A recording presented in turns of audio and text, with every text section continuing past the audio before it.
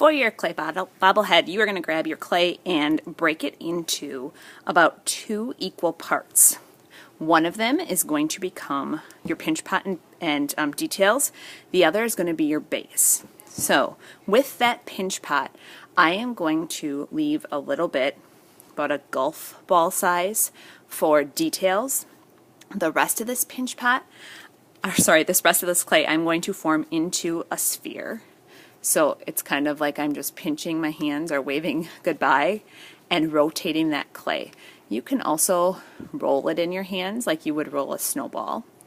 This is about the size of a tennis ball. So as I'm having this in my hands, it is quite large. I'm going to take a little bit more off of it until it gets to be about the size of that tennis ball.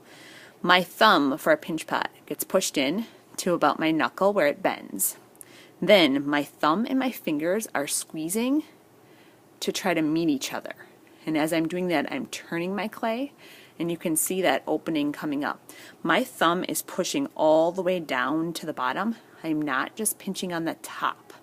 If I just pinch on the top, it's going to get really thin up there and thick at the bottom. So now it's big enough I have both thumbs in, and I am squeezing and rotating, and I'm trying to get these walls even so that they're the same thickness all the way around. As you're doing this, you want to make it about as big enough to fit your fist in. So my hands are kind of large. My fist almost fits in there. That's a pretty good pinch pot. From that, you get to get creative and turn this into something. So before I do that, I'm going to set this aside, and I'm going to take that large clump I still have, and this is going to become our base. So I'm kind of rolling it in my hands like a large coil, but that coil has to stand up straight. So I know in the angle of my video that's hard to see.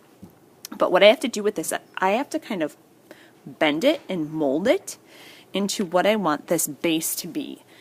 So right now I kind of have a foot started, or just a base that's flat that I can turn into something. So this base has to be fairly narrow so that it fits in that pinch pot and bobbles. Okay, so from the side, that's what it looks like. So as I'm creating this, I have to be thinking about what I'm going to make. This base can be cut. You can have details added to it. So I'm going to make this into 2 big feet. So I'm going to take a triangle out of the middle. You can start to see then 2 feet forming. And I could flatten those or round them, shape them into something. All of the tools on your tray can be used to create textured details. Like maybe I have footprints on here, or paw prints. I could use some of the marker caps and I could scratch some texture in there, make it look like it's got fur. I have seen kids turn this into octopus tentacles where they have multiple legs coming out. You can add a tail in the back. The tail could touch the table, or it could be kind of in the air. I don't think I really want a tail on this, so I'm just going to take that off, kind of clean that up a little bit. I might continue to add my scratched fur on the sides. Now the pinch pot. You can add or take away on this pinch pot. So what do I mean by that? Well, I could scratch things in it. I could add things to it. Remember, anytime you add something with clay, you need to add that score and slip, the water, and a little scratching. And then you have to make sure you smear those details on so you cannot see where they connect. Okay, so once it's scored and slipped and smeared on, then you can kind of form it. So I'm not sure what this is going to be. It's kind of looking more like antennas at this point. So I scored and slipped over here. I can put that clay on, and the smearing part is so important.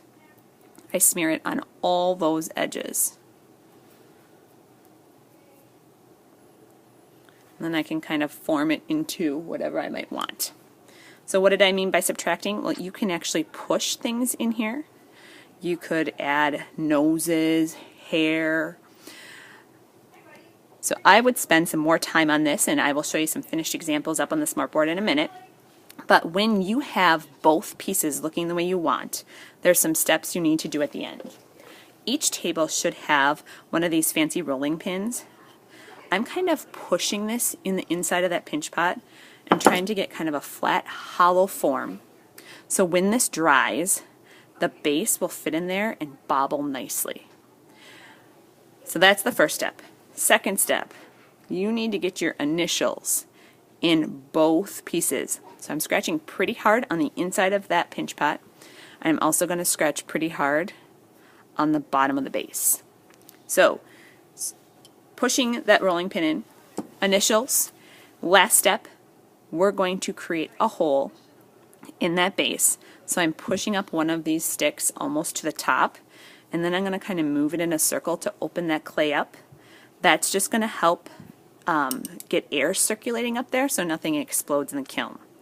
When you have those steps complete, these are going to go on the counter together to dry.